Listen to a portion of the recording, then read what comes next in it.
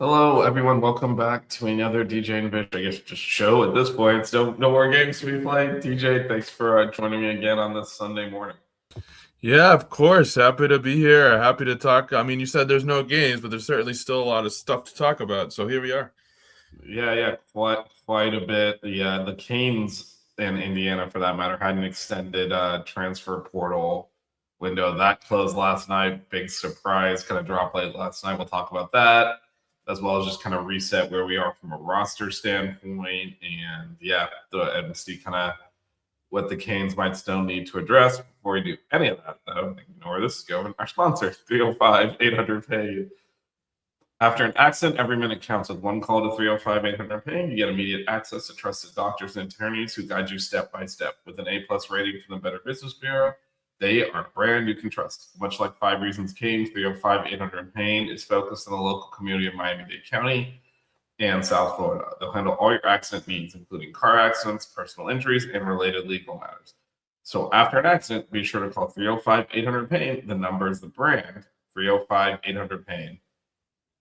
Después de un accidente, cada minuto cuenta. Con una llamada 305-800-PAY, ustedes pueden obtener acceso inmediatamente a doctoras y a abogados para ayudar con todo el proceso. Con una clasificación de A+ del Better Business Bureau, pueden confiar en ellos. 305-800-PAY tiene mucho en común con los 5 razones Canes. Están enfocados en la comunidad local de Miami-Dade County y o Florida del Sur. Ellos pueden ayudar con todo después de un accidente. Pueden accidentes de carro, lesiones personales y otras cosas legales relacionadas. Entonces, después de un accidente, llama 305-800-PAY. El número es el nombre de la marca, 305-800-PAY. All right, DJ, a lot going on. See Lenore, shout out to Lenore as always. Speaking in Creole too. That one I can't do, man. I can speak English and Spanish, but Creole is not in my tool belt. Lenore's talking about needing a new linebackers coach. Heatherman is currently the linebackers coach, but we'll talk about that. It was a staff change or some staff movement. Shout out to J Rock, one of our regulars as well. So we will get to that later in the show and talk about kind of implications of that. We'll walk through that. But first, let's talk about, so we're going to go through this, guys. We're going to talk about who's left, who's coming in. I think some of our fans might have forgot. Again, can you believe it's been less than a week since the championship game? 6 days ago. So feels like 5 months. A million years ago. Yeah. Feels like a million years ago. So some people might have forgot we were getting commits and losing players throughout December as well. So we're going to kind of reset a little bit on where we are from a roster standpoint. And yes, talk about coaches as well, because we did lose Corey Woodale, the tight ends coach, which we'll talk about, maybe the future of that and how the staff chooses to address it. But first, let's talk about, what the Canes have lost. There's quite a few players. I'll just read through them very quickly. Emory Williams obviously committed to East Carolina. Derek Plaz to Auburn. Nino Francavilla, who we thought might be a starting center next year, into the portal, has not committed anywhere. Maybe possibility comes back. Tommy Kinsler to Ole Miss. Nycar to Wake. Chance Robinson to NC State. Ray to East Carolina. Brock Schott famously to Indiana before the title game. They're staying on their sideline. Charles Brantley. I thought I saw Michigan State. It's not indicated here. Late last week, JoJo entered the portal. Not a big surprise.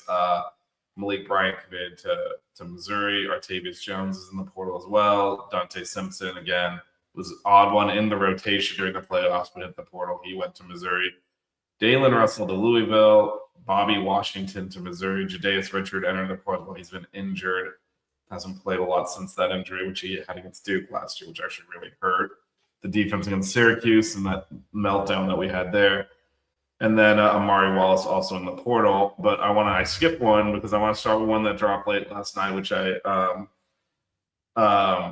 think we want to, probably unpack a little bit, which is surprised me for sure. It's Popo Aguirre entered the portal last night. Again, last night, midnight was the deadline. News broke around 11 p.m. Just me did it then, but that he was going into the portal. DJ, I guess, what are your thoughts on Popo and then a little bit on that overall list? Anyone else that's kind of concerning or surprising to you? Popo definitely stings a little bit because, I thought he played well, this year, 43 tackles, and he was a key piece of the linebacker group. I know he struggled at times last year, but I thought he had a nice bounce back year this year. And when you look at this linebacker group and you look at who's coming and who's going and things like that, I think he would have had a pretty, big role again this upcoming season. So that one stung a little bit. I was a little surprised by that one, but looking down the list here, I think most of these aren't a surprise. I would have liked to have seen what Chance Robinson could have done here. I was hoping for the best for Ray and that, he could have found a piece here, but like we had, mentioned off air, I think Malachi Toney kind of reset the wide receiver room in a good way. I mean, I know he was, outstanding and we thought he was going to be a good recruit, but I don't know if we thought he would have made the impact that he did this year. And so just looking at these, no real surprises to me here. Again, a guy like Naikar, I was just kind of hoping to see what he could do. And the whole Brock Shot situation is really weird to me. I don't know. That seems fishy to me, but whatever. He's no longer here. So, I think by and large, I'm not surprised by these. When you look at overall the attrition, there's not a guy here that I would look and say, ooh, that's a major loss. I know you were talking about some of the offensive linemen, but still, I think overall this is a group with the exception of Popo that maybe you can put them, replace them with other pieces.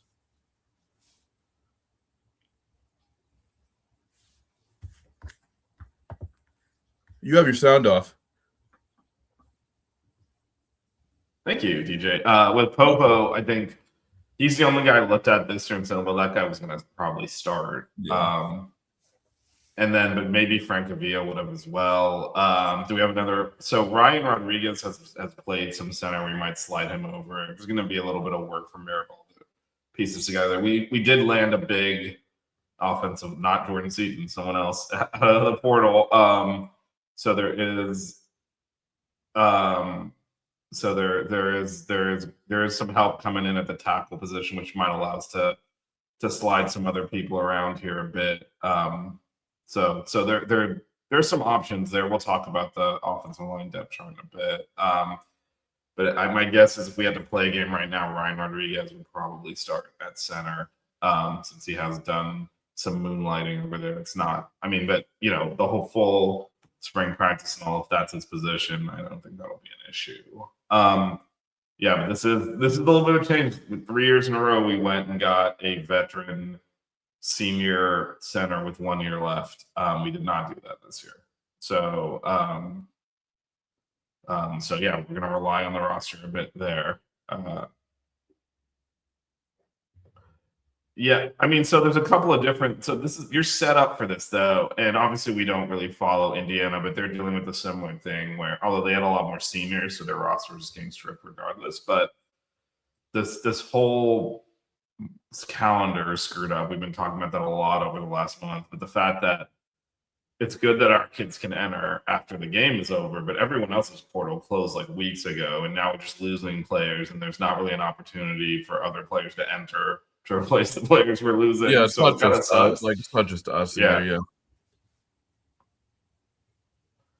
It just No, highlights. I agree with that, but we don't know who's leaving, right? And that's the problem. Like, we probably would have gotten another linebacker had we known Popo was leaving. That's my point. Yeah. We didn't know until yesterday. So now I'm sure maybe the coaches had a little bit of an inkling, but that might also be related to. I mean, we did get good news on the linebacker front, which is, Mo Torre got another year of eligibility and is coming back. So that did allow, so now that, Popo is, so that probably influenced some of Popo's decision as well. But yeah, that makes it, the calendar is not kind to those that make it farther in the playoffs, actually. Everyone else is essentially allowed. It would be like if they opened free agency before the Super Bowl and like your players start signing with other teams. Like how the hell except it's a month of that, right? I mean, it's weird. It's a weird situation. Though, yeah. Yeah, but I do think actually Kenty makes a good point though, since we're kind of focused on linebackers. Wiley was really highly thought of this year. Didn't play as much as expected. But if you recall, coming into the year, he might be starting by the end of the year. So I think there is a lot of faith in that.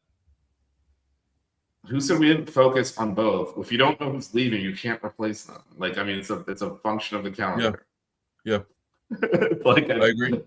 We did. In fact, we're going to go through the list of players that we brought in. I think you guys are forgetting some of the, because again, it was a while back. Some of the players we got to replace some of our seniors because we knew they were leaving. But like when people enter the portal after the portal is closed, which they can do from Miami and Indiana, you don't really have the chance to then react and get someone else if you didn't already get them. Like, there are still players committing. Like, we got a huge defensive end recruit committed over the last couple of days. So if you're in the portal, you can still commit. So I'm sure we're going to be active looking at players that are in the portal that have not committed. But we did absolutely do both things at once. It's the problem is when kids make decisions after the season's over, which, we'd prefer than them doing some of these things like Brock Shotton leaving in the middle of the playoffs to go to the team you're playing, that, there's less time to react to that. But anyway, so the other one, I mean, the offensive line is definitely a concern as well. Markel decide not to apply for his extra year of eligibility. He's gone, and Nez is out of eligibility. Maui Noah's going to be a top 10 pick. He's gone. Brockmeyer gone. So with Frank Avila gone, it is a little bit of scramble drill on there, but it's not as bad as people think because again, Samson really started playing a lot more towards the end of the year. We still have McCoy. Like I said, Ryan Rodriguez can slide over and play center. So you're starting to see some stuff come together. And again, the Canes did grab some offensive linemen in the portal as well. So it's not as bad as it looks. But let's talk about those players that the Canes brought in. So I guess we'll start with the guy I just mentioned, Jamal Merriweather from Georgia, 6'7", 305 pounds. He'll be almost certainly starting at tackle. By the way, Solo Cantwell, by the way, which so don't forget, we got the number one offensive lineman in the country in high school who was a ready-made starter day one. So now you're starting to see, okay, you got Cantwell, you got Merriweather, you got Samson, you got McCoy, you got Rodriguez. Oh, there's your starting five. Like, it's not that complicated to get there, but tell me what you think about Merriweather, DJ. Merriweather, tremendous size. Played in 12 games, 6'7", 305. That's size that you can't teach or anything. That's just pure size. Comes from the SEC, which I always like. I think he's going to be a really nice addition. Again, he brings that physicality that this coaching staff loves, and in that way, I think he's going to be a very good fit. I think he has a chance to really not only make an impact, but become, a massive part of this offensive line very, very quickly. Like, I think we could look back at him and say, he was a key pickup of the transfer portal this offseason. Yeah, for sure. I mean, this was a needed pickup, as we said, with all the attrition at offense line. None of those guys. Maybe Frank Avila was sort of penciled as a potential starter at center. Obviously, that's not happening now. But I think the rest of them, were backups. So that ability to kind of get a ready-made starter in here, as you said, he didn't start last year, but he played a lot, had a lot of snaps, was kind of in the rotation, so he's ready to start. And again, you get him, you get Cantwell, then now you got your bookends, and then you kind of build from there. So I think that is a very, very key and necessary pickup in the offensive line. It's a big, big get. The other big one that broke over there's a couple others that broke over the last couple of days. Let's finish off the offense and skip it around here a little bit on our list, DJ. So these are old ones. Again, I mentioned we did nab some guys during December. Cam Vaughn and Vondravius Jacobs at receiver. Similar profiles. Vaughn's a little bit taller, both kind of a little bit slight. Had 30 plus catches though, productive at South Carolina and West Virginia respectively. What are your thoughts on that kind of the wide receiver room as a whole now? Because obviously we got Malachi coming back. We nabbed these two guys out of the portal. We're going to talk about a potential wide receiver one in a second. We talk about everything going on with Duke. But what are your thoughts on the wide receiver room as it currently with JoJo, Nikar, Ray, as you mentioned, going out? What do I think about them going out? Because there's a lot to unpack here. No, total.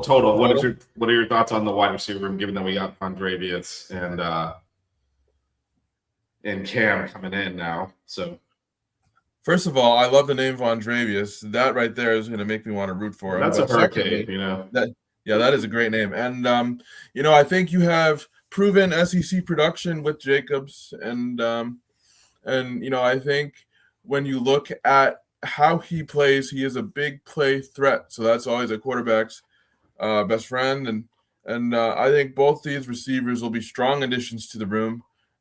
We've seen instances where Miami has added veteran wide receivers to kind of help stabilize the room, and they've been able to do that in a big way. I'm thinking of a Miami transfer portal wide receiver that we got a few years back. I don't know if you can help me with this. I can't remember his name off the top of my head right now, but he came in. I think it might have been during the De'Aaron King era, but I remember he stabilized the room really well. Oh, it's bugging me that I can't remember his name. If someone in the chat will correct us. Once you start talking, exactly. I'll look it up, and then I'll be like, "Oh yeah." I know exactly who you're talking about too. As far as these additions are concerned, I really like them. They bring proven experience to a room that has a little bit of attrition, but quite honestly, the players leaving don't have a ton of playing time. J-Rock with the assist. Yeah, Charleston Rambo. There we go. It was bugging me. Charleston Rambo. But so we've seen a guy like Rambo come in and provide that veteran presence to the room, and I think these guys can do the same here. Yeah, and it's really about, again, we have Malachi, so he's gonna occupy. We're gonna, I'm assuming, continue to run three wide receiver sets. He's one of them, obviously, and you want him on the field as much as possible. So then we're talking about kind of the other two positions, potentially depth pieces. A lot of good comments in the chat in terms of big playability from the wide receivers we got in here. So maybe looking to be a little bit more explosive. Yeah, and CG also. Because I felt at times like there was production. I felt there was production in the wide receiver room last year, but I thought at times there was a lack of, big playmaking ability from anyone other than, Malachi and maybe even, more sometimes. But other than that. Yeah, and it's a good point, right? Josh Moore will be back. There are other we'll get Upshot back healthy, hopefully. He got injured, so he missed the back half of the season. Yeah. So there is a good bit of depth there, and I'm not really worried about this position given, obviously we lost CJ and Keelan, which stinks because they were very productive, but it looks like we have good depth coming in. in veteran depth too, right? Because you never want to look. If we didn't get CJ, like I think let's rewind a year, right? We're like JoJo's the guy. Everything on paper, he's the man. It's big, tall, fast, physical, prototypical wide receiver one. He's the guy. Turns out he was not the guy. But fortunately, we got veterans in there that know how to play on this level in Marion and CJ, and we're able to rely on them. And it turned out JoJo was not really whatever the hell happened there. I'm not going to really go into detail, but did not work out for him. And so Whoever having picks that him up, I veteran, think we'll get a good player. I will say that. I agree. I think he needs to change the scenery. I will say, Yeah. whatever it is, I think got in his head a little bit. Yeah. We saw the flashes of it against SMU. Mm-hmm. He had 4 catches for 82 yards and a touchdown on the first 3 drives of that game. And then, of course, the next possession, Carson hit him in stride for what would have been another touchdown. He bobbled the ball to the defense. I don't think he ever mentally. Then the drop started, and I think I agree. I think he needed a reset. But to his credit, he never stopped playing hard. Like you could see, even in the playoffs, he dropped that pass against Ole Miss, but he was still blocking his ass off. And I think that's like I think he will do really well wherever he goes. I think he needed that change of scenery too. Yeah. And good luck to him. He never quit on the team, and he never he kept playing hard the entire time. Just sometimes these things don't work out. But yeah, good luck to him. I think he's going to be a beast somewhere. But I don't know that given the way the first 2 years have gone, if he could have reached his potential at Miami anymore. Because once it gets off the tracks, sometimes you just need that reset. We will be talking about tight ends in a minute. Let's talk a little bit about position. So I wasn't gonna not do the show without talking about tight ends. Yeah, we're gonna talk about tight ends and a little bit more on maybe linebackers in a bit. Let's talk a little bit about this defense, though. So DJ, big defensive line news the last couple of days. Let's start with Damon Wilson II from Missouri.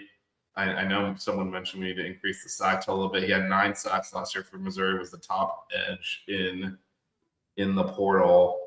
What are your thoughts on this get for Miami? I like this get, and I know I might be being biased because it's Miami, but I really like this focus on the edge position because when you look at how the game is played today, having a good edge and finding a good edge is extremely difficult, whether it's recruiting in the transfer portal, whatever. I mean, and Wilson brings 9 sacks to the program. I do think, and I do agree that pressure off the edge was stagnant at times last season, and I do agree that we needed to kind of help the pass rush a little bit because a lot of it, came from the defensive linemen. So I love this pickup for the edge, and I think it will help the defense immediately, especially with how aggressive Corey Heatherman coaches defensively. I think that fits right into what he wants to do.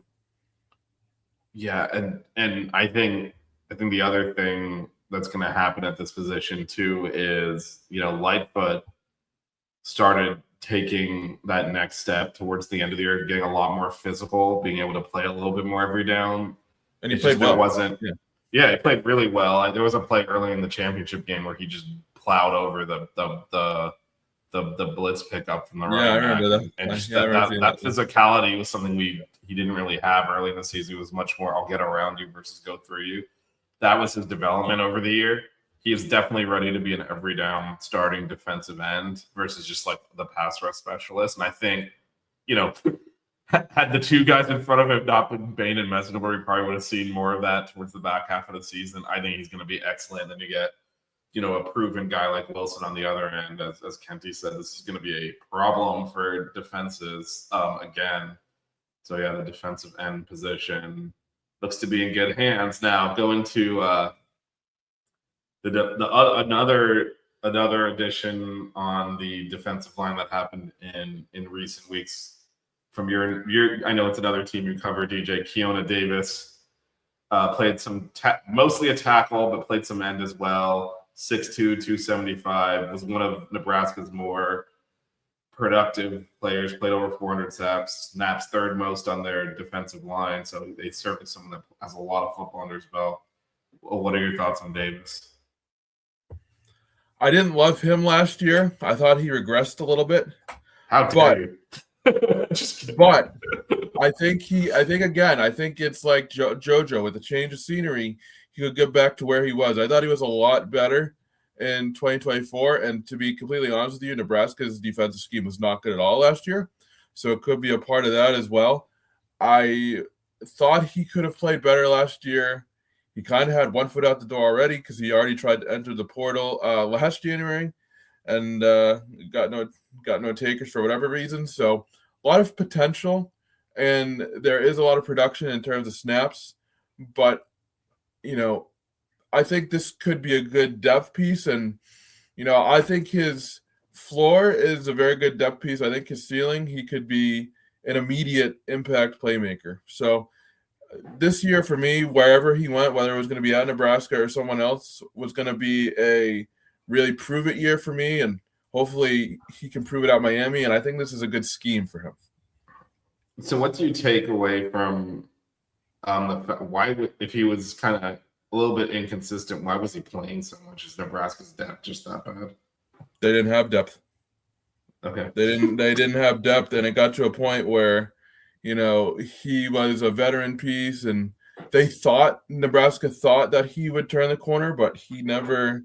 He kind of struggled at times last year. So a lot of it was hedging their bets, and the defensive line was all freshmen and sophomores. So a lot of it was you kind of had to plug him in and make him that veteran piece. And again, a lot of it was scheme because the defensive scheme was not good for Nebraska last year. So a lot of players did regress. With that being said, I still want to see more out of him. So hopefully Miami will get that here. Yep, and then the last person added on the defensive line, Jarquez Carter, he's basically an incoming freshman. He was an early enrollee at Ohio State last year in the 24 recruiting class. I guess it's 10. Is that 25? I don't know. These numbers run together. But last year in the recruiting class, barely played this year. He should have his full eligibility left, and he transferred to Miami. Obviously, it was something that committed a while back.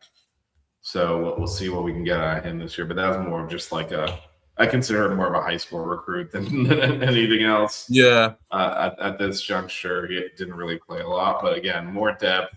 Someone that was very much highly thought of coming out of college. He had one tackle last year. So again, didn't play a lot. Only played in the one game. So he's someone that I think again is more of just as a young guy that Canes want to develop first. Maybe he'll play some this year, but that's more. I view him more of a high school commit than a portal one, although he came out. Yeah, and I think with these guys, with Davis and Carter, you're getting high upside players. You're getting not project players, but players that haven't really reached their full potential yet. And I understand that may not sound great, but at the same time, you're not going to replace Bain and Mesidor overnight. So I think these two are really good additions, and especially Carter coming from a program like Ohio State, who historically has had strong defensive line play, is definitely a step in the right direction. Yeah, no, and I think this is probably someone we wanted out of high school that just went to Ohio State, so we got another bite at the apple and took it. All right, the last defensive player, someone we talked about in the show actually, because he's such a big time get. But again, we're kind of resetting a little bit here. Omar Thornton at safety from Boston College, stud, all ACC player. We talked about him already in the show, but how do you think now that we've seen the defense shape up a little bit more, DJ? How do you feel he'll fit in here? Let me say this for the fans that are worried about him coming from Boston College. Boston College sucks as a program, but they've always been able to churn out really good defense players. So don't let Boston College's record kind of cloud your judgment of Thornton. For those who are watching, really good player, really athletic safety. I think he's going to do great in this defense. Again, aggressive. I think he had 111 tackles last year, if I'm not mistaken. So this is a guy that can come down, stop the run, and play with that physicality. And again, it's a guy that Corey Heatherman's going to have a lot of fun working with, I think. And This was a massive get for Miami, and really strengthens that safety position. And safety has been a position that under Mario Cristobal and even a little bit in the Manny Diaz era, that it was a strong point. So I think it will continue that kind of tradition here. Yeah, and you can easily see him pairing next to Bryce Fitzgerald as like a really good safety pairing. Bryce does, I mean, I think we talked about this a little bit on this show, but probably not as much. You know, he had a ton of interceptions. He actually didn't play a lot of snaps, and that was a lot of that was struggling against the run. Yeah. But so you have him, you have Poyser, you have and now you have Omar Thornton. You know, there's a lot of versatility there. Like you said, Thornton's a great tackler, could potentially slot in anywhere into that roving role as well, just because of his ability to tackle. If you want to do a little bit more, traditional, and then at corner, you have a lot coming back at corner as well. Between OJ, Ethan O'Connor, Xavier Lucas, they're not really losing. Those are kind of outside corners as well, and obviously we saw Jabari Anton take a step in the postseason. So Damari Brown will be back. So there's a lot. The secondary is in great hands. Actually, look, we obviously lost. Keontae and Jacoby, which is huge off of the secondary. But there's plenty of depth, and Omar kind of rounds that out really nicely because he can come in and play in the box. He can also, play deep there. So yeah, I'd see JR saying we need a good nickel. Hurricane Sean saying Thornton would be a good nickel potentially. We can, I think Bryce Fitzgerald could potentially as well if he gets a little bit better against the run. There are options there. Poyser maybe. But yeah, I think Thornton definitely, if you want to stick someone in the box that's a safety, it's definitely Thornton. His nose for the ball and his tackling ability, he almost can play pseudo linebacker as well. So it wouldn't be the Keontae Scott type of rover, because Keontae was looking a little bit more quick and a little bit better against the pass and not as good against the run, to be honest. But so we'll see how that shakes out. But I think Heatherman's gonna have fun with the secondary. There's so much depth. I mean, just on the defensive back, we mentioned the three safeties that are all starting quality, and then how many pointers did I mention? 1, 2, 3, 4, 5. Yeah, 5. 5 potential corners that can start. That's just saying OJ, Ethan, Jabari, Damari, and Xavier. That's 5. So and that's not a bad group at all. Safeties. No, it's really strong. It's one of the better groups in the country with returning experience. And then you have 3 safeties that could potentially start. That is 8 guys in the secondary that you're comfortable having on the field is a lot of depth. Yes. Secondary is loaded. And Omar Thornton rounded that out nicely. Because you could have gotten away without, adding another piece, but now you just have that security of this guy, and this guy is special. He does, things that the other people don't bring to the table. Last thing I talked about before we. Oh, sorry. Go ahead. Yeah, go ahead. No, go for it. Go for it. I was going to say, and again, you're starting to see them stack that depth, stack the talent to where you don't have to rely on one piece to get the job done. You have the luxury of being able to go get Thornton without even batting an eye, and that speaks to how this program has been built. Yeah, no, for sure. And I think the other thing that's really good about this program, that's why you're seeing people willing to come in here, is they'll let you compete if you play well. Like we see guys get chances when they practice well. So like I said, we have Bryce and we have Poyser now. I think Thornton, is a lot more established. So I don't think he's really afraid of getting not starting or anything, but he's willing to come in and join a depth chart which potentially has 2 starters penciled in already, because he knows I'm going to play. Like, it's not going to be an issue. And I think we rotate a lot of guys and we allow guys who practice well to play well. So I think that helps. Absolutely. All right, the last thing the Canes did do is replace their 2 kickers with 2 kickers, Jake Weinberg and Jack Olson. Weinberg from Florida State. He's a South Florida kid, though. 12 of 19 last year, not great. Jack Olson from Northwestern, 19-21 last year. Now, DJ, last year we got we got two kickers and similar profiles, and we all assumed Bert Auburn would be the starter based on the numbers, and it was actually Carter Davis that kicked. So I'm loath to do the same thing again. However, it does feel like Weinberg does have a bigger leg of a kickoff guy, and Wilson would be the starting kickers, but it feels like at least, although we thought that last year too.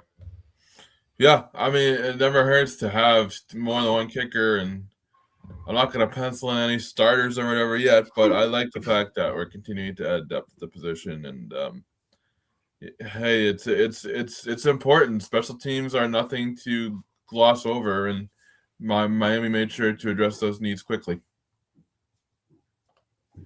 Yep, they did that indeed. So there's now two kicking options. Both have a lot of experience kicking. All right, the last thing, I want to see if you noticed something before we talk. We're going to talk the Duke situation with both the players coming out of there, and then also talk a little bit about some of these positions. I'm nervous. What are you going to ask me? Just did you notice something about all of the, and this includes the two Duke guys, assuming they come in, all of the players we got out of the portal?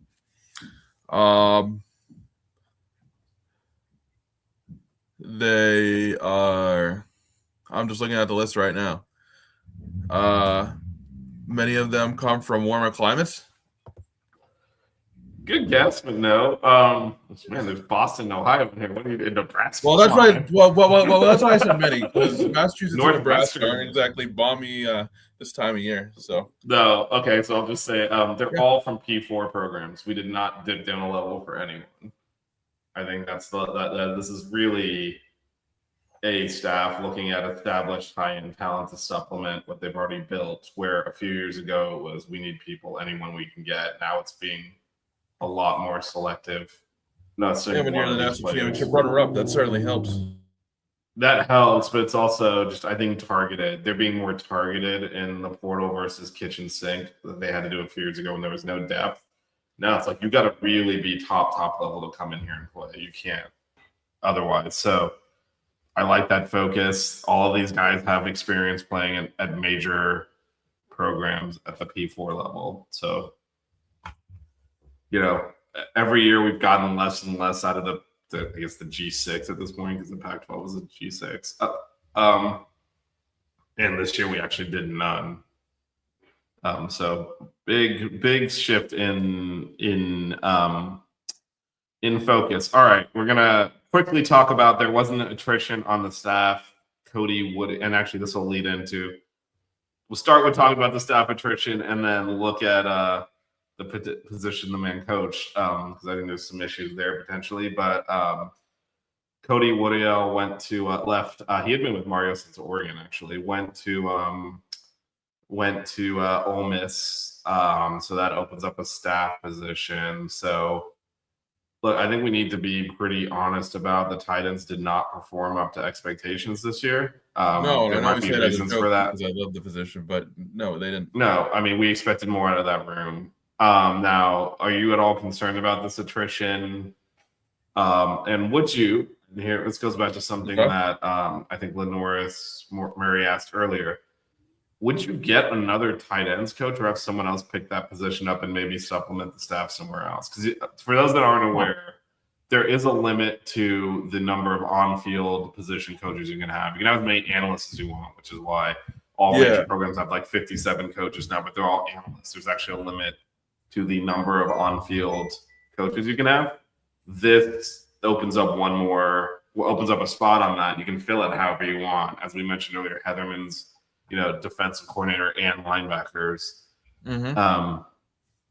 What are your thoughts on how would you approach this? Do you definitely think we just need another tight ends coach, or would you see if maybe, I don't know, Kevin Beard or maybe Mirabal or even Mario has coached tight ends in the past, picks that position up and you maybe plug a gap somewhere else? It's a good question. Honestly, I would maybe see if someone else can take the tight ends coach position and maybe not get a coach, individually for the position. You mentioned Kevin Beard. I think he would be a great choice for that. He's elevated the wide receiver play since he's been here, and he's been able to, he's been able to make the wide receiver position not only one of the strongest on the field, but also in recruiting, he's been able to bring in some really talented players. I don't know if I'd go out and get an individual tight ends coach. Maybe give it to Beard or somebody else on the staff. Yeah, to me, so one of the things I will say about this, and if you mean James Coley, I don't know that he would leave Georgia.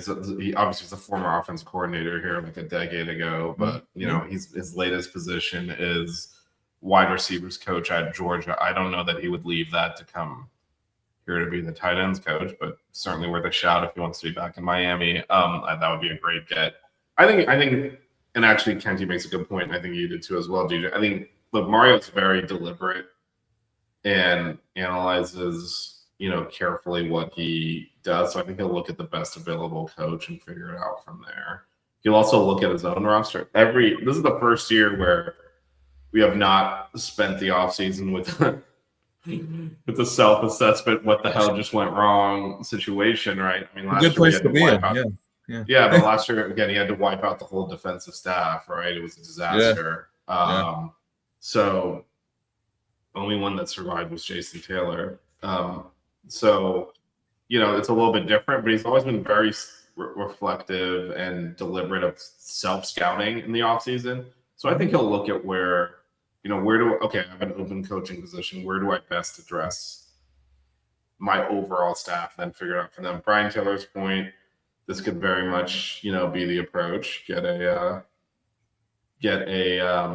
tight end special teams coach and cover both of those. I do expect there to be a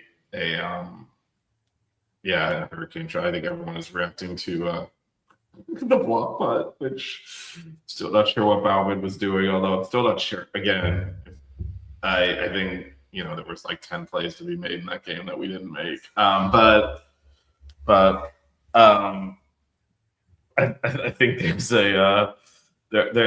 I think he'll look at overall. Okay, where we stretch thin as a program, like because as they're getting ready, they feel it. Like this guy's stretched thin, he's doing a little bit too much. But that's the nature of college football. Because again, these analysts do a great job. They really help the program out. But if you're following the rules, which we do, Mario's very much a stickler.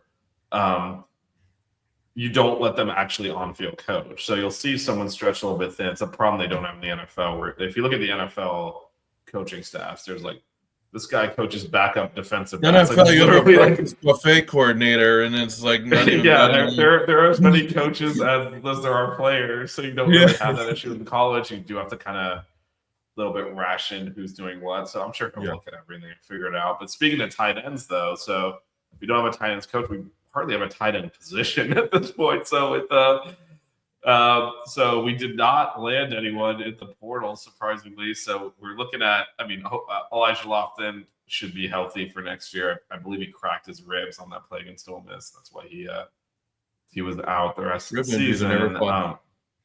Yeah, but they will heal. He'll be fine probably for fall. It is not fun in the moment. Yeah. And then we got Luka Gilbert, who was the backup in the championship game, and then the Jack Nickel, Carver brothers. There's not a lot there. No. DJ, how concerned are you about the tight end position? I saw several people saying we need a tight end. Yeah. I don't know where we go for a tight end. I don't know where we go either, but we need one. Because again, we talked a lot about Elijah Lofton. He's a special athlete. He's not your traditional end of the line tight end, though. Too, I saw someone ask earlier if we need a fullback. I think Lofton is the fullback. When we need a fullback, he's much more of that type fullback, H-back, second tight end, receiving tight end versus like hand in the ground every play is the end of the line tight end. So, but maybe he has to play that because we're kind of light on that position. But I guess, what are your thoughts on this tight end position? We need one. I don't know where the heck we're going to get one, but is there talent in the tight end room? Yes. Is it unproven? Also, yes. I think you have Lofton and a bunch of Gilbert, really talented. I think Nickel can be really talented, but if we're going to make more of an effort to utilize the tight end, then I definitely think we need more proven depth there. I just don't know where we're going to get it. I don't know either. I think we're pretty much going to be riding with who we've got at this point, right? It looks like, I mean, there's not really anything much left in the portal. So yeah, but I mean, so I guess what do you think about? Because I just went through this whole spiel Yeah. about how deliberate Mario is in his targeting, his recruiting, and his planning. Um, so with that being said, nothing that's happened has been a surprise. Yeah. Like the attrition, no one entered the portal though. Like Rockshot, maybe at the time, like what's he doing? He's the backup tight end. He can play. He would have played a lot in the championship game actually for us. He wasn't standing on Indiana's sideline. But okay, whatever. That happened a month ago, so like there was time to react to it, and the Canes did not go get a tight end. So what do you think the plan is here? Huh. It seems like a very un-Mario like plan, but I think the hope is that the depth that we have steps up. Maybe there is a universe where they're banking heavily on Lofton to be able to be the tight end that we all think he can be and hope we can be and have hoped he could be for the past couple seasons. But other than that, I don't really know. I think they're just banking on what they have, and I'm not going to say it's a risk because we don't use the tight end enough for it to be a major factor in the offense, but it is a lot to ask these guys to step up and be able to fill the position, I think. Yeah, and again, I mean, assuming game one right now would be Luca Gilbert kind of starting the traditional Lofton starting his kind of H-back role. Yeah. That's not great. No. From where they kind of sit right now standpoint, but yeah, we'll see. We'll see how it shakes out. There could be some position changing as well as the month unfolds. But with the tight end coach leaving and the depth being a little bit bare, you do wonder if there's going to be a continued de-emphasis on that position. Maybe we do more four wide stuff. It's hard to run the ball out of that, but let's hope there's a lot of development between now and then. Well, I mean, the thing is, as much as we're talking about, the tight end depth maybe being questionable, the receiver depth is not. Especially when we talk about what we're going to talk about in a second.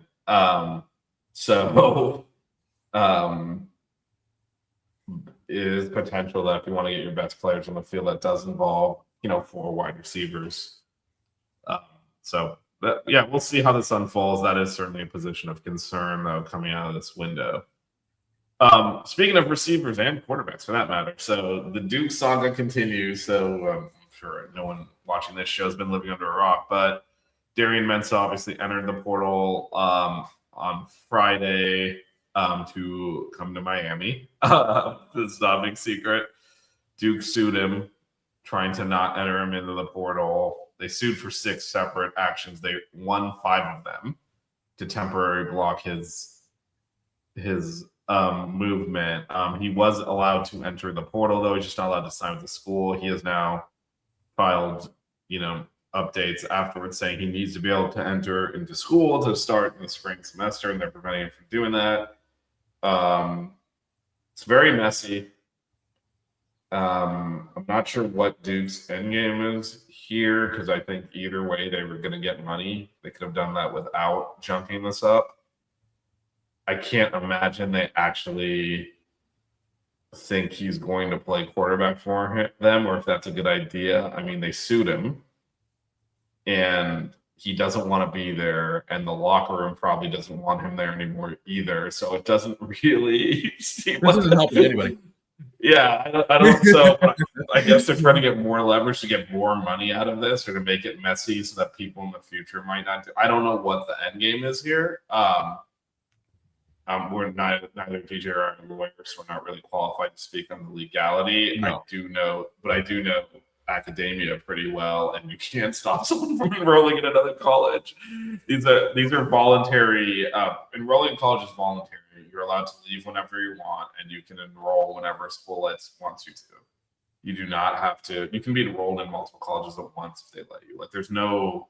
The football aspect is governed by the NCAA, but college is at will. It's voluntary. It's not required. And he's free as a U.S. citizen to leave college whenever the fuck he wants and enroll in whatever college he wants. The fact that they're preventing him from doing that is insane. Now, the rest of it, in terms of his contract and what he's allowed to do at Miami and whether or not they're arguing it's not an employment contract because it's illegal with NIL, but they are arguing that if he were to play quarterback for Miami, he would necessarily violate his NIL, so he's not allowed to do that. He still should have been allowed to enroll in college here, though. I don't see. There's no justification for preventing a college student from transferring. There's no laws that prevent that, and that whole part of it's ridiculous. But they found a friendly judge who basically almost entirely sided with them and then recused himself because he's a Duke season ticket holder, which usually recuse yourself before issuing a bunch of rulings that favor the side that you're recusing yourself. Yeah. But that's not the way it went. So anyway, that's in limbo a bit. Again, I can't imagine there's not some situation that doesn't result in him being Miami's starting quarterback next year. Because again, I can't see any way back to Duke after this. No, and if he does make his way back to Duke, he's not going to have many friends.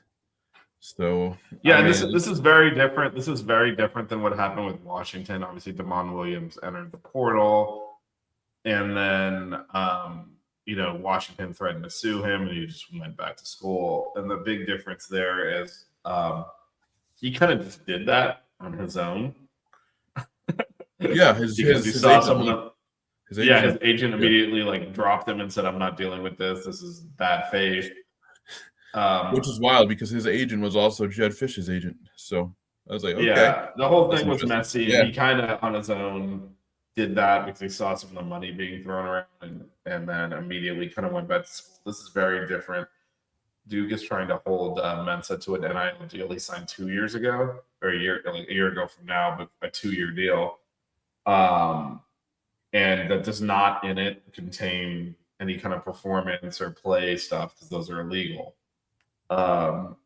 So it's a lot messier. Obviously, Mensa intended to leave, so yeah, and had a plan in place on where he was going. So he's a lot more dug in than Damon Williams was. So it's getting messier, which makes it harder for him to go back. So I expect him to play quarterback for Miami next year.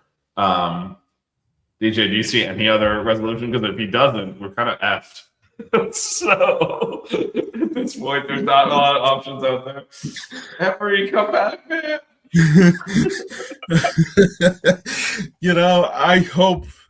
I hope he is the starter for the Miami Hurricanes next season. If he's not, maybe I fly down to Miami and me and my power chair can go 5-speed and be a completely mobile quarterback. And maybe I'll start for Miami and lead them to the national championship game. But no, on a more serious note, I think if Mensa is not in the cards and he does somehow make his way back to Duke, then Miami is kind of screwed. And again, we got to wait to spring practices and then fall camp and all that and yada yada yada. But as it stands right now, Miami would really be screwed. Yeah. But again, I don't know what the end goal is for Duke here. I'm assuming it's just to extract maximum monetary damages and to make it as painful as possible so that other players don't do that sort of thing. Because in the contract, and this is something Duke again, we're not lawyers, so I don't know how the judge is going to rule and what the nuts and bolts of it. So I'm just telling you what Duke put into their filing, which is that the contract says it should be settled with arbitration, which is where you go to a neutral party and they figure out, restitution. And generally speaking, those are financial. So how they're holding him hostage is kind of bizarre. He might owe them a lot of money. Let's just be sure here. It's not that the contract that he signed is worthless. It's just that damage is usually monetary, not slavery. I don't know what the hell exactly is going on with it. They can just make you play football for them. Like, it's not a thing. It's still the United States of America. Last time I checked, you can't force a college student to play football for you. It's not a thing. So I don't know what the end goal is there. There's no collective bargaining agreement like the NFL. These contracts are not employment contracts, even if they are. Obviously, one thing I do work in is business, and when we have non-competes, if people violate them, it's financial restitution. It is not, you don't go to the other employer. You don't do this. You have to prove harm by the non-compete that caused you monetary damages or potential monetary damage to get paid out. That's how these things work. They're not, you have to stay here and keep working. That's not a thing. That's the whole thing. That part I do know about. My actual job. So that part is straightforward. Like we have freedom of movement in this country. You can't hold people hostage. The only reason that sports allow you to do that is because they collectively bargain with the labor union that signs away the right to do that. None of that exists in college football, largely because the schools don't want to treat the players as employees. So I expect him to be the Hurricanes quarterback next year. If not, a lot of Malikat. Yeah. I mean, if not, it'll be obviously Nickel and Coleman battling it out. And we'll be starting. Which honestly, all jokes aside, I kind of want to see what they offer, whether or not they're part of the future here or they're not. And we would have to learn the hard way and learn on the fly and develop in real time. But I am curious to see what they bring. Yeah, I am. I think they're a year away, which is why someone like Mensa, who's one of the, by the way, for those that aren't familiar, is one of the leading passers in college, one of the best quarterbacks in college football. This is I don't want to throw this name out there, but this is more of a Cam Ward type acquisition if he actually goes through than it is like well, no, but look, I don't expect him to be the best quarterback in school history, be the number one pick in the draft. That's not what I'm saying. But it's more that level. Like, hey, we just got the best quarterback in the portal versus, adding depth or getting veteran experience. Or, last year, Carson Bragg without an arm, right? Literally. It's just arm and snap that have like that. This is definitely much more of a guy that's put up huge numbers and is one of the leading passers in college football. So, I think that is a big time get, assuming it goes through. So more to come on that, but we do expect him to be the Canes quarterback next year. And with him, another late portal entry that looks like it's trending the Canes direction as well is Cooper Barkati. Might be mispronouncing the last name. We'll just call him Cooper. He's our guy now. But he's going to be wide receiver for Duke, their leading wide receiver by far, one of the most productive in college football. He's definitely a wide receiver one. Late entry into the portal. He's 6'1", 195. Had 72 catches for 1,100 yards last year, but that was his second consecutive 1,000-yard receiving season. This kid is a productive receiver. He's that security blanket that will certainly take advantage of the space afforded by Malachi as well. So this is someone that was not really going to go in the portal, but it's almost a 2-for-1 deal. You get a wide receiver and a quarterback with Mensa. He's entered the portal. He has not committed to Miami yet, I'm assuming, pending the Mensa saga playing out. But he is heavily rumored to be joining Darren Mensa with the Canes. So you basically get your quarterback, you get a wide receiver one. We talked about all the other receivers to supplement, including just the guy staying. This looks to be a loaded passing game, DJ, assuming Mensa and Arcade come in. Yeah. And the dog agrees and everything. You can keep talking for a second. We get a concurrence from the dog. Agree with J-Rock here. Offense will be really explosive. With Mensa will be back in the playoffs. I agree. This is now you got your wide receiver. You got Barkay, you got Malachi. There we go. And then you're adding, two veteran receivers to it, one from West Virginia, one from South Carolina that put up big numbers. Not to mention Josh Moore, Upshaw. All of a sudden, look at this room. Like, we're loaded over here.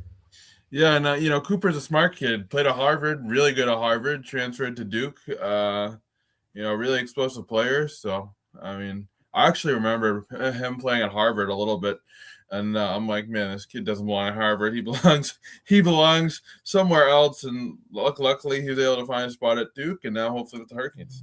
Crossing them fingers. Yeah, no, I think we expect both of them to be on this team when we kick off the opener, which, by the way, schedule release tomorrow night, 9 p.m. So we'll see how that lays out. Oh, in real time. In real time, we'll be able to. Yeah, we will have the show at 8:30, and then Nice. at 9 so in the middle of the show. Though, so it's a 2-hour show though, so I don't think it's going to finish before. So we'll have to just monitor. It's not a press release. It's a 2-hour made for TV. All of a sudden, everyone loves the ACC. We got ESPN too, man. Doing a 2-hour schedule release. Nothing. I never understand how they can make these things like 2 hours, because it's the same thing with the NFL. I have to write, and I'm waiting there for 3 hours to announce the games. It's like, come on now, we can do this. So we'll probably have a little bit more on the schedule next Sunday show, as well as 2 weeks 6 Rings games. But next weekend's tomorrow 6 Rings game at 8:30. It will start dropping in the middle. I don't think we're gonna stay until 11 p.m. to wait for it to finish. With that said, a couple more topics before we wrap up here, DJ. Several people have mentioned, we kind of talked about linebackers. Let's go straight to so in the middle of last week, Pringle entered the portal. He then exited the portal, and no one else entered. And we had been speculating, for sure we thought Wheatley Humphrey would go in. We thought Lyle probably wouldn't, because he probably would have already. His agent confirmed he is staying. We thought Marty might get a bigger NIL deal. He stayed. Pringle exited the portal. He stayed, and obviously Fletch coming back. And then we have JB and Mallory coming in as well. That's 6. That is an insane running back room. How surprised are you that we didn't have any attrition out of that position? I'm shocked. Very, because come the season, it may sound all, flowers and roses now, but come the season, there might be some that are not happy with where they're at. So I don't know. I kind of wondered why there was no attrition, and there might be some unhappy campers in the running back room come the fall, because I don't really see a realistic path where you use 6 running backs over the course of a game, or enough get touches to where they're happy. I don't know. Maybe it's a money thing, and they're getting, good money to stay with the Hurricanes. But I'm very surprised. Well, I think some of it's monetary for sure. I don't. So someone like Lyle, right? He would be selling low on himself. He's super talented. He's flashed that. He got injured this year. Didn't really have the season he wanted. He can show a lot more. So he'd be kind of almost leaving on a low, which is harder to land at a good spot. And then Pringle definitely had a market for him. I think he just wanted to stay. But I will say the one thing with this is there is good spread on these classes, right? Like Fletch and I would assume Marty, this will be their last. I know Marty has more eligibility, but I think this is probably both their last year. They'll probably both go pro after this year. Running backs don't like to stay too long because you get the miles on your body. Fletch coming back is an oddity, but I expect him and Marty to be gone after this year, which then be Pringle, Lyle, Wheatley, Humphrey, Mallory battling for playing time, and depending on how this season shakes out, who emerges, some of the others leave. So I think it's more of a 1-year thing versus anything else. But also, I mean, this is a staff that went through a lot of running backs this year. Other than everyone we mentioned, other than Wheatley, Humphrey got significant opportunity to play. So, and Mallory obviously isn't in school yet. So I think Mallory is a true freshman, probably not expecting to play a lot. We'll see. We'll see how the rest of this shakes out. And it'll be interesting to see how we can, save wear and tear, as well as look. There's natural, and not that I want anyone to get injured, but you don't go through a season without players getting injured. You recall last year. I mean, it's still hard to remember because so much happened. By the way, I went to every single game this year. 16 games is so much football, you forget half the shit that happened. But if you recall, at the end of this is with largely the same running back room. At the end of the SMU game, we were running the clock out in regulation up 20-17. Fletch got injured. Marty had to come in. It didn't work. I mean, we got screwed on a call, but still, like we were struggling more to run the ball with Marty than Fletch in that game. In the overtime, too, Marty had to run it. Pringle hadn't really played at all yet. Remember that happened after this. Fletch missed 4 games in November. That's when Pringle really emerged. Like we were down. Like you need that depth. There's not been a year gone by, where we haven't had to lean on the backups at that position. And obviously in the playoffs we would have been dead without Fletch. He was amazing. But we had to survive parts of the season without him. And, he's probably your most all-purpose back because Marty's definitely more of a power back. Pringle's more of a scat back type. And so, yeah, I think all of a sudden you start unpacking this thing. You can see how all of these guys would have to play. Well, also different skill sets.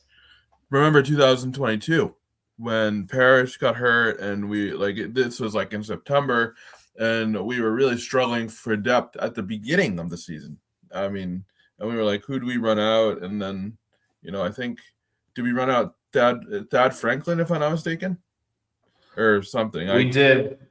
Thad Franklin played a lot, even though he was supposed to be just a short yardage back. And then, what's his name? Lucius Stanley, whatever, the walk-on ended up playing a lot. So yeah, you do need depth, but also I don't think there's a lot of duplicative skill here. Because Fletch again is more, he can kind of do everything, but yeah, you want Marty more in power situations. You want Pringle, to be a little bit more explosive. Lyle is also more of a complete back. He's been injured, hasn't really had a chance to show it. So when you start unpacking this a little bit more, you kind of realize, look, we're going to get through this entire season. You're going to need all these guys because, again, 60 games is a lot. And that is the goal. The goal is not to have to play the first round of the playoffs, but the goal is to win the ACC, which is an extra game that we didn't play this year because we didn't play the ACC championship game. So we actually played, Indiana played the same amount of games as we did, even though they're the number 1 team in the country. So yeah, you're trying to play 16 games and go 16-0 like Indiana did this year. You're going to need all these guys. So this is huge to get Pringle back. So you have proven guys that have performed, between Fletch, Brown, and Pringle. 3 guys that performed. You have Lyle, who's probably the most talented running back in the room. You still got Whately, Humphrey, and then you got Mallory coming as a freshman. Like, you're probably going to play at least 4 of those guys in key moments this season. So I think it was actually necessary to a certain degree. Again, having experienced, we talk about it a lot, but having experienced how much football that is. Like, keep in mind, when they called Miami's name during the playoffs, because of the way that the playoff form works, that was only 3/4 of the way through the season. Still 4 games left to play. It's so much football. You're going to need that depth at that position. And at all positions. I mean, I think we forget, again, this is now, it's funny because now SMU was the middle of the season now. It's the midpoint. It wasn't, it feels the end of the season because you traditionally think, November 1st is towards the end of the season. It wasn't. We still had half the games that we're going to play left. But remember, CJ was out for that game injured. That's why JoJo was playing so much. Like, you're going to take these injuries. You need that depth. And so this is, I think this is huge. This is a massive win for the Canes of the program, not just at that position, but overall they're able to keep that much talent in the room. And I do think it'll present, we talked a little bit about how weak the tight end position might be. Might see a little bit more 2-back here, especially with Marty being a little bit bigger, can potentially moonlight as a fullback a little bit, who you can actually hand the ball to. Be a very dangerous, he's a great receiver. You could potentially see a little bit more of him, lining up with Fletch in the backfill. And Dawson can get creative with that, especially if you're not as comfortable with your tight ends. You're certainly comfortable with having multiple running backs on the field. So, there are options there, and Dawson's shown an ability to adapt. If you look at the offenses he ran each year, have been different based on who he has. This year's offense was very different from the one you run when you have Cam Ward, which is very different from what you run when you have Tyler Van Dyke. So he's been adaptable, and if he's got 4 running backs or 5 running backs to throw out on the field and rotate through, and maybe really come to a Lofton, and that might be it, then I think you're going to see a lot of creative formations and lineups with this running back depth. So we will see. Sure. Yeah. I think. Look. So as far as of this airing is now 11. As we wrap up here, it's about 11:15 on the East Coast on Sunday, January 25th. Popo is not signed with anyone yet. So honestly, I'm hoping we can somehow get him back. I don't know that's realistic. I'm assuming he entered with the destination in mind. But yeah, I think we're probably light one at the linebacker position potentially, but we'll see. Again, Kellen Wiley was someone that we had all kind of penciled in to get major playing time this year, which one of the reasons he didn't was just the emergence of several other linebackers, but he's definitely an option. And then yeah, heard also that Chase Smith is trying to get a medical extra year. We'll see if that happens. If that does, then then he's someone that was excellent, especially down the stretch. So we'll address that position. Right now, I do feel like we could use another one, but again, Popo is not signed anywhere yet, as far as I know. So I think Plan A is kind of figure out what's going on there. And again, the coaches are very good at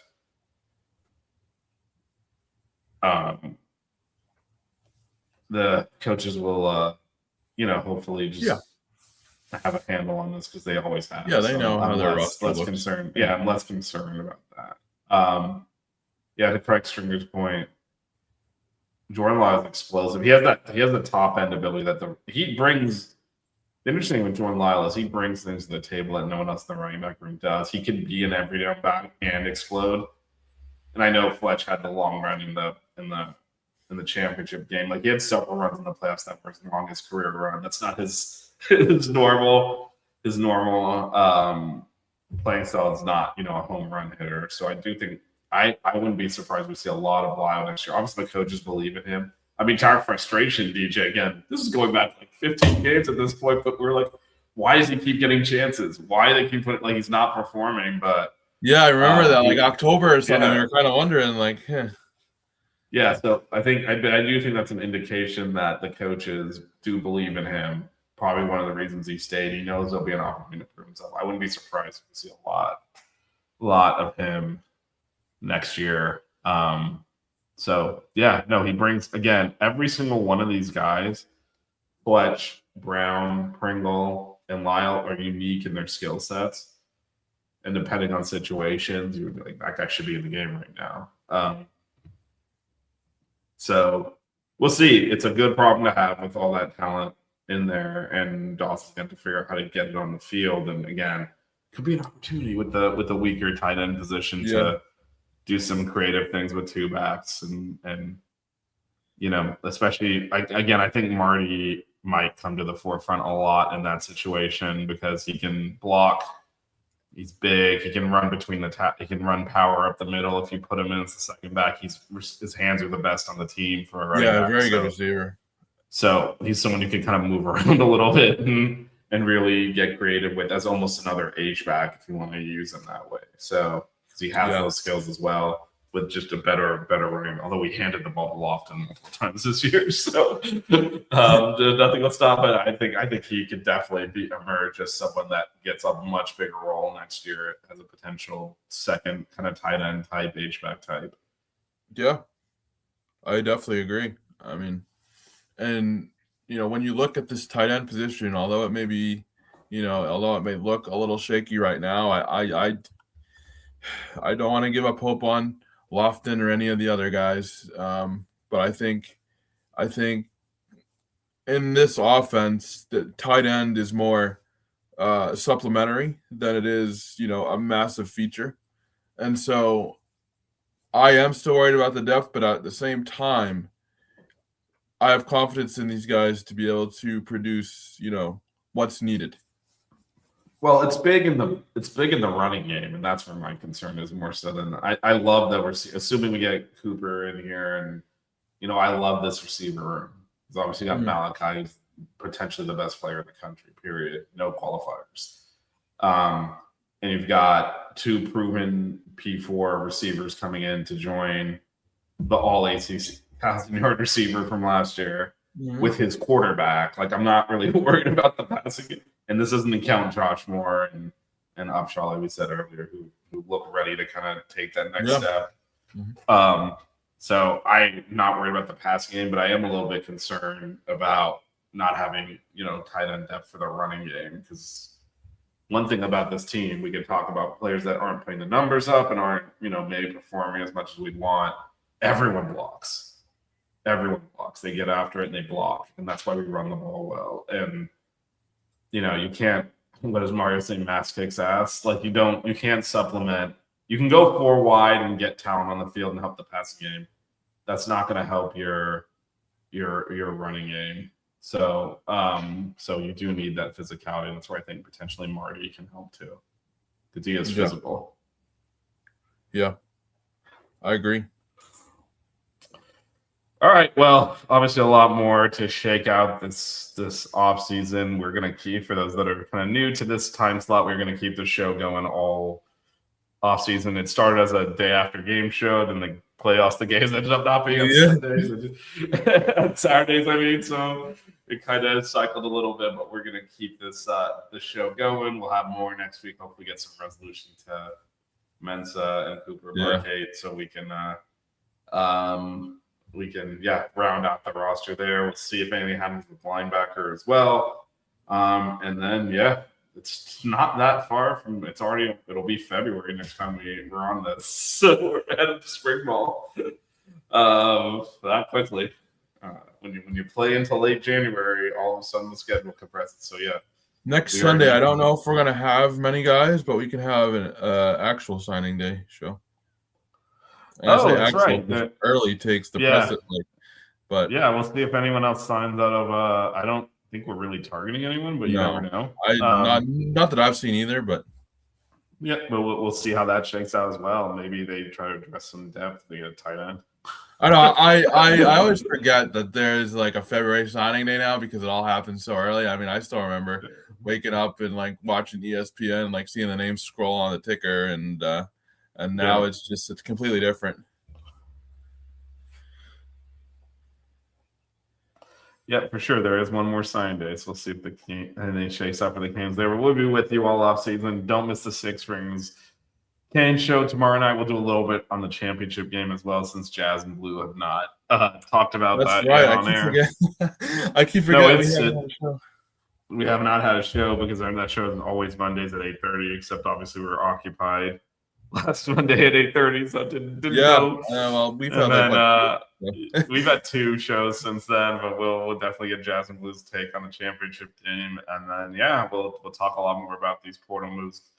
Certainly interesting to get Blue and Jazz's perspective on kind of some of the player movement as well. Absolutely. Join us for that, and then we'll be back next Sunday, and we'll talk more about this roster construction. See, again, there's an open coaching spot as well, so we'll see what Mario does with that. Yeah, we'll see what they do. Yeah. Yep. All right. Well, again, thanks everyone for joining us on the Sunday morning. So rough week. Believe it or not, we're still in the same week the Canes lost the championship game. Actually, technically not. It's because Saturday was into the week, but 6 days ago, came up just short. But we're on to next year, and next year let's finish this job. DJ, thanks for hanging out with me. Everyone, thanks for watching us. We'll be back tomorrow night, 8:30, Six Rings Canes show. Sunday morning, we will have another episode of this show. Everyone, and always, go Canes. Go Canes.